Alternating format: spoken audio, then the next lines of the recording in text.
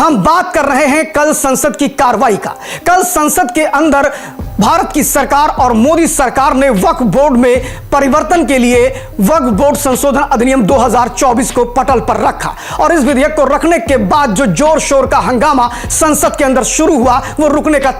नाम नहीं ले रहा है। फिलहाल इस हंगामे को यह माना जा रहा था कि जैसे ही विधेयक रखा जाएगा विपक्ष सरकार पर हमलावर होगा और वैसा ही हुआ, लेकिन और दिनों तक संसद की कार्रवाई रोकी जाए, इसके बाद संसद की कार्रवाई में रोज हंगामा हो, इसको लेकर के जो विपक्ष की प्लानिंग थी खासतौर पर समाजवादी पार्टी की और कांग्रेस पार्टी की, डीएमके की, टीएमसी की, ये सारी की सारी उनकी मनसा धरी की धरी रह गई। आपको बता दें कि जैसे ये विधेयक रखा गया टीएमसी के सांसद चट्टोपाध्याय ने इसका विरोध किया, जमकर विरोध किया। वहीं अगर बात करें तो डीएमके की नेता के कनिमोझी ने भी इसका जमकर विरोध किया और कहा कि मुसलमानों के धार्मिक अधिकारों के साथ छेड़छाड़ है। वहीं पर कांग्रेस के केसी वेणुगोपाल ने भी इसका जमकर विरोध किया और उन्होंने कहा कि अल्पसंख्यकों के जो धार्मिक भावनाएं इससे आहत होती हैं। सबसे बड़ी बात यह है कि बिना पढ़े लिखे और बिना उस विधेयक के मसौदे को देखे ही ये लोग इस प्रकार का हमला करने लगे। लेकिन बात जब सरकार के पाले में आई और सरकार के संसदीय कार्य मंत्री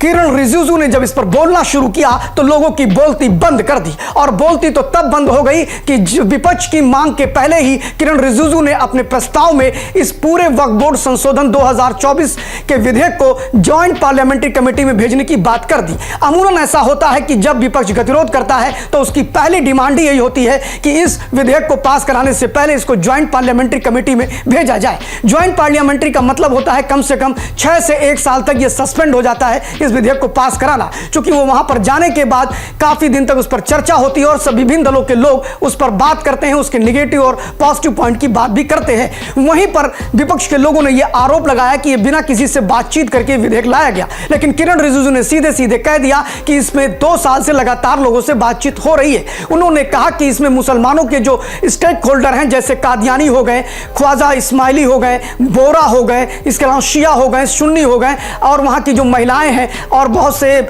और भी दरगाहों के जो प्रमुख हैं, ऑल इंडिया इमाम चिश्ती दरगाह के जो लोग हैं उनको भी इसमें शामिल किया गया और उनसे बातचीत करने के बाद हम ये मसौदा लेकर के आए हैं। फिलहाल इस पूरे प्रकरण के बाद जो विपक्ष ने पूरी भूमिका बनाई थी कि हम इसको जेपीसी में ले जाने के लिए हंगामा करेंगे, सदन नहीं चलने देंगे, टैक्स पेयर के पैसे को बर्बाद करेंगे और देश का समय और देश की संसद की कार्रवाई को भी नुकसान पहुंचाएंगे, उस पर एक बड़ा कुठारघात किया है मोदी सरकार ने और वक्फ बोर्ड के इस विधेयक को और मसौदे को सीधे उन्होंने ज्वाइंट पार्लियामेंट्री में भेज करके राहुल गांधी से लेकर के अनेक विपक्षी नेताओं के मंसूबे पर पानी फेर दिया। अगर हमारा यह वीडियो आपको पसंद आया हो तो लाइक करिए, सब्सक्राइब करिए, बेल आइकन जरूर दबाइए। Thank you very much. Subscribe करें आपका अपना चैनल न्यूज टाइम नेशन और हर खबर सबसे पहले पाने के लिए बेल आइकॉन जरूर दबाएं। और हाँ, खबरें पसंद आ जाएं तो लाइक और शेयर करना ना भूलें।